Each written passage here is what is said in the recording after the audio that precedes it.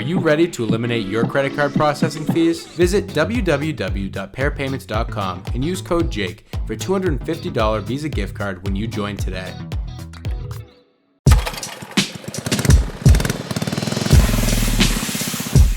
Welcome back to Under Pressure, your favorite business building podcast for the pressure washing community. We are here recording at Power Clean in Orlando, Florida, and I'm very excited to have with me our first podcast guest to come from CETA, which is the Cleaning Equipment Trade Association. So today, right on my right, on your left, is Jimmy Welch, who is here with the American Pressure Inc. That's your company. And he is here representing CETA as the technical director. And of course, on my left here, once again, is Brad Williams. Still here. Oh, yeah. And we have a couple of things we're really excited to talk about with Jimmy. We're going to be talking about, first, current, what's going on with SOAR, and you'll get into that. And then we're going to talk about the future and what's going on with no natural gas in new constructions. So, Jimmy, nice to meet you. Nice to have you here. Nice to meet you guys. So, like we say, the first thing is what we were successful this year, and I say this is important because we've had to present our case to the CARB staff. Mm-hmm. Then we had a hearing with CARB, the board. So the way California works is California Air Resource Board is what CARB is. Mm-hmm. And they have monitors out all over the state monitoring what's the condition of the air quality. They pick up by highways, they pick up by homes, they pick up this information, they study it, and their thing is to reduce our carbon footprint. That's the total goal. Mm-hmm. If you take the engines that we currently use, they're overhead valve, they still have carburetors on them, they have regular mufflers on them to sound deadening, but nothing for cleaning the air. Mm-hmm. So from their side, their data is showing, and they come at us kind of hard. They say, do you guys like weed eaters or blowers? No, because they make a lot of noise. They wake you up in the morning. They blow dust if it's a blower. And they're two-cycle engines. When you're revving the engines up and down, you're blowing black smoke and you're using it, it's hard on you. So they came after that. And they said, now then we want to fix all this lawn and garden equipment. And so you have companies like Stihl, who has a complete line of electric products. Home Depot, complete line of electric products, but mainly designed for the homeowner, not for the contractor, okay? So they came up and they said, okay, we've got these, and we knew this was going on. We thought, oh, this is no problem for us. They're just going to be picking on these poor guys with these lawn care businesses. Yeah. No. In the middle of the thing, they added generators. Okay. Wait a minute, this is California. Y'all don't even have a good electrical grid. You got fires and you got to shut down. Well, the electric companies assure them that that'll all be fixed, okay?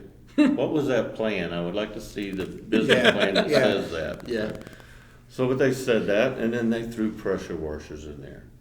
And now it starts to get real for pressure washers. Yeah, really real. So what I did was we have the technical committee who monitors these things, but then I needed to put a team together real quick, so we formed a subcommittee, and we went after CARB, and we wrote them letters, and we do agree with them. We want to protect our environment, you know. We've done the Clean Water Act that we take care of for water reclamation, picking up our waste. We've tried to do the clean air as best as we can, but they said, no, we're going to have you guys in here. So now I call it, what can you compromise on? Is there any compromise here? You've got an exception for generators. Okay, let's study that exception for generators. Why did you create that exception? Well, we've got problems with our power grid. You admit it, okay. And the battery power backups don't work for long periods of time. Mm-hmm. It's only going to run charge your phone, run your computer, run your TV. Hopefully that your refrigerator stays cold so that you guys can drink your beer, okay. But you don't know, okay. Yeah. It's not going to run your air conditioner to keep your house, okay. But a generator could be built to do that. Standby generators is in a different category. They put so SOAR stands for Small Off-Road Equipment, okay? So they said you've got to have this type of equipment. So we have carburetors today. Maybe it has to be fuel injection, okay? Okay. Now we've had fuel injection on our cars and trucks for a long time. They perform, and it is better than the old carburetor. Maybe we have to have catalytic converters, okay? But then the requirements keep changing. I call it a moving target, okay? Mm-hmm. Maybe we got to go to LP powered, okay? You see a lot of the lawn and garden people, mm-hmm. It's kind of a transition period. They went from gasoline, they go to LP, and now they're basically telling them Z. Now Z for California stands for zero emission equipment, okay? Wow, zero. You can't get that with propane. You got to get that with battery power. Mm-hmm. So they showed us in conversation, they've got riding lawnmowers that can perform for 8 hours a day in a contract. It's called Mean Green. I'm going to use them as an example. There's others that have it, and they say, well, this can run 8 hours a day for a business. Okay, that sounds really good. I go and check it out. Yeah, they've been doing it for years. Okay, so I can see why you want to put a requirement in for that. But nobody has a professional pressure washer contractor type machine that's going to do that. Mm-hmm. Okay, so we presented that, and fortunately by bringing everybody together, and this is what there is: there's strength in numbers. Mm-hmm. You guys that are listening to this, you guys that are in our industry, if we all come together, it will work. So I had the engine manufacturers are kind of bashful when it comes to talking to CARB because they already have a relationship with them, mm-hmm. and it's through certain people, and you don't want to stick your neck out on the chopping block, let's say. Yeah. So they said, you go in and represent us. Mm-hmm. Yeah. Then the manufacturers of the equipment, they don't have as good a relationship because they buy the component. Mm-hmm. Okay. So they're like, we'll speak up a little bit. The distributors really spoke up.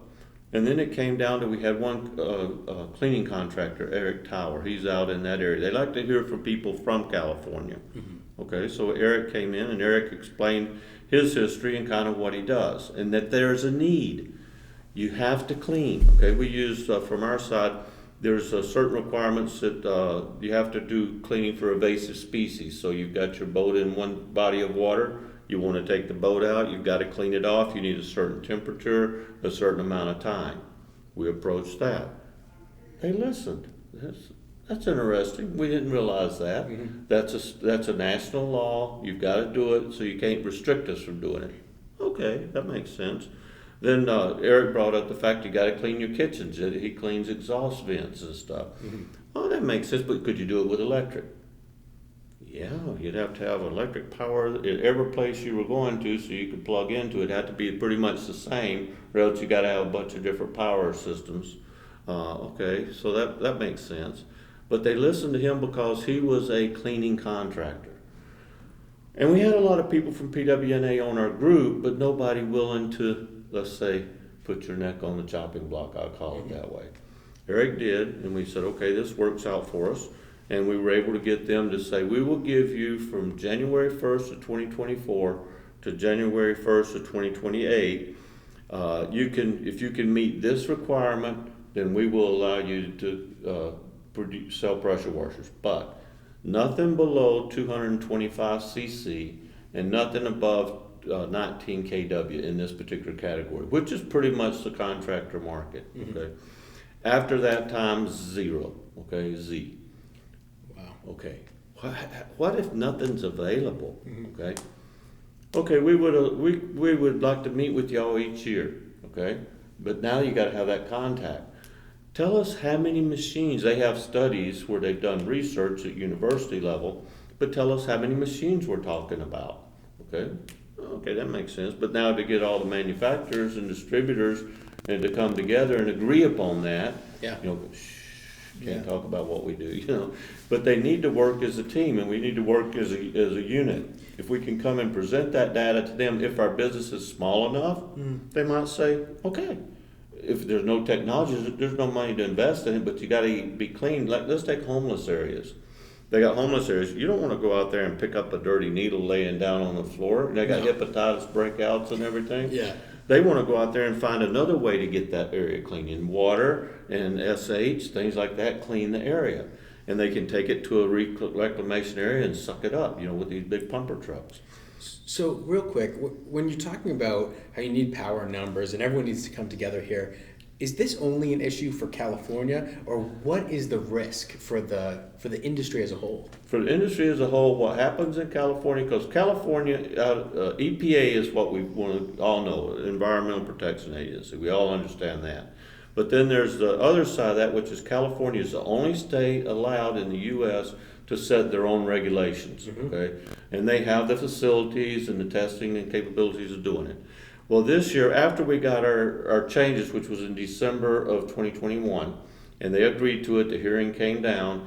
Now then, immediately afterwards, we're starting to watch other states, okay? What are they wanting to do? Because there's 17 states that are on the line for whatever California does for cars. So it's easy for auto manufacturers. They say with 17 states out of 50, we'll just build one car. It works for every state. Back in my days, in the 70s, you had to buy a California car or a 49 state car. So now you will find equipment that will say not for sale in California because it can't meet the California requirement. Wow. Well, legislatures started putting in bills, some states like Rhode Island, some states like New Jersey, New York, they started putting in their regulations for laws saying, let's agree with what California has.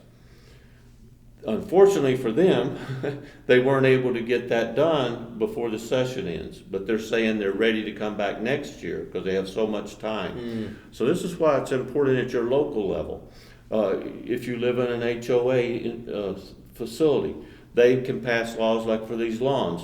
Older people like myself, I live in Florida, and they don't like the lawn guys coming by at 6 a.m. in the morning and running the weed eater and waking them up and stuff. They don't like the noise. So they start at that level. Let's ban it. Okay. Yeah. You ban it, then the next thing happens at the city level. They get on the city level and they say, let's pass it at the city level. Then it goes to the state level, county level, whatever. And that's why I say we've got to be proactive in every area of our life and get involved as citizens. Yeah, you got to protect your business here. Yep. We got to participate. Stop them from stopping us. Yeah. Now the new battle. Okay. Yeah. Well, so what is the future? The new battle that they've given it to us now is they want us. They're saying in any new construction they don't want any natural gas going to the facility. Okay. So if you start building now and you say I'm building a home residential. You can't have gas, so that means in my situation I have a hot water heater that runs off of LP. Okay, I'm okay, I'm LP. But if it's gas going in, they want it shut down. You've got a stove, you've got your grill. Okay, your grill can be LP again. So the ultimate goal is no oil. If you don't have oil, you're not going to have gasoline. You're not going to have diesel fuel. You're not going to have natural gas. You're not going to have LP gas. This drives everything towards the battery electric type systems for remote areas. Everything else will be delivered to plug-in. But for the U.S., we're different than other countries like Europe. Europe is 50 cycle. We're 60 cycle. We have 120 volt usually. Europe has 230 volt. We have 230 volt for running our dryer or now charging our car. And so the infrastructure bill that passed is so that in your homes you can start getting the power you need to charge your car, okay, driving towards electric. Now you have to get the power you need for charging other devices like your lawnmower and other things like that. And if you have a pressure washer, to charge your pressure washer. If you're a pressure washer business, how do you cope with this, okay? So I went and saw the lawn care businesses that had those mean green. And they've designed their trailers where they can plug their trailer in at their shop. Oh, notice I just said their shop. It's not parked on the street or in the driveway now. It's parked in a shop where they can plug it in so it can charge at night. And that will charge all their steel powered tools or the other power tools or their mean green machines at night so they're ready to go out the next day and operate. Now you run a fleet of 12 trucks. You got to have enough room to be able to put that in there and enough room to charge 12 trucks, enough power coming into your facility. And then at the same time this year in California, they reached 102 degrees temperature in Southern California. And what did they send out? Don't charge your car at night. Okay, well, wait, how am I going to get to work tomorrow if I can't charge a car tonight? Okay. Yeah. Then they said, oh, now change your air conditioner setting. Don't run it so cool. Don't be down at 69. Don't be at 70.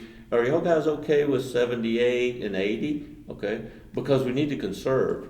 Well, okay, is the infrastructure going to be ready for it? So these are big questions for our industry. So if we all come together, and you got to stop it at the early stages. You can't wait to the last minute to come together and say, hey, we want to stop this. Absolutely. It is very interesting that we are trading a perceived problem for a real infrastructure problem. Because really the problem with small engines is more perceived than, But they have the studies from the universities. right. Right. And the studies from universities and the studies that they do at CARB. They have the research that says this is bad for us. Yeah, and it can be a huge risk to your business, huh? Yeah. And So- our children, you know. and So things what like are that. what are some actionable steps that contractors can take to kind of get out there and be a part of the early movement to slow this down? Locally, okay, we can't stop California, it's too far up there. But they can work locally. New York has already done the ban for gas, so they put their ban in New York City, and they say the mayor's gonna sign it, and any building, up to 7 stories, whether it be a home or a business, will not have natural gas hooked up to it. They put an extension on it for the buildings taller than 7 stories. They have the 2028 or 2030 to make some decisions on that. But if they are successful in shutting down all oil wells, then things change. Absolutely. Things change. And you can look at it as an opportunity to do better. The guys that went with the electric lawn equipment when the gas was popular, they've been very successful because they marketed to a certain clientele. Absolutely. So look Yeah. at it as an opportunity too. I think we need both. Yeah. I'm kind of in Elon Musk's category there. He says, I still need gas to come into my factory. I need electricity to come Yeah. into my factory. I've got to operate a factory here. There's 2 methods of energy. You can't shut me down. Okay. And I see a good opportunity for someone to say, "Hey, I got 2 options. Do you want traditional or do you want electric powered?" It might be a good marketing Yeah. tactic. Yeah. But Yeah. all right, so these are things that you have to. If you're listening to this and this is the first time you've heard of it, see if there's any way you can get involved locally. These are things you have to keep your finger on the pulse for. You have to pay attention to, because without even knowing it, this could be a huge risk to your industry and your business. So thank you for bringing this to our attention, Jimmy. I appreciate it. Are there some Mention- specific resources you'd like to direct people Yeah, to? we'd like to direct you to, we have CETA, CETA.org. And I keep there's a section there that you can touch on the front page, home page, it'll have all the SOAR information historically that we fought with so far. Then there's also an icon up in the top that you can touch give you the same information just on a different page, maybe a little different layout. Members of CETA, because we also need funds to fight these things off, members of CETA, there's a special area for them that gives a little bit more detail. All So right. we welcome all members. So that's CETA.org. CETA.org. So Yeah. thank you. Yeah, thanks for sharing some of this with us. These are big things that are going to affect the future, but you have to take action now That's right. if you want to shape what the future looks like. That's absolutely correct. It's our responsibility. That's right. Okay. Yeah, And also be innovative. yeah. And there's so much opportunity in that as well. And it could be in steps. It could be, hey, I can't do this. I got to do alternative fuels. Yeah. Yeah. Okay. And then from alternative fuels to battery electric, it could be in stages. It's just hard to make that investment for one that is not successful. Yeah, absolutely. Absolutely. All right. So thank you very much, Jimmy. It was a Thank you, pleasure to guys. meet you. Yeah, Nice man. to It meet was a you total guys, pleasure too. to meet you. So thank you very much to Jimmy. Thank you, Brad, for being with me again. Thank you to the audience for tuning in. And as always, please like, subscribe, share, rate, and review. And the most important of those, as always, share this podcast to someone who can benefit from listening to experts like Jimmy, who can come on and tell us what we need to pay attention to, what maybe we're missing. So share this if it can help grow someone's business that you know. So thank you very much for tuning in, and we'll see you next time.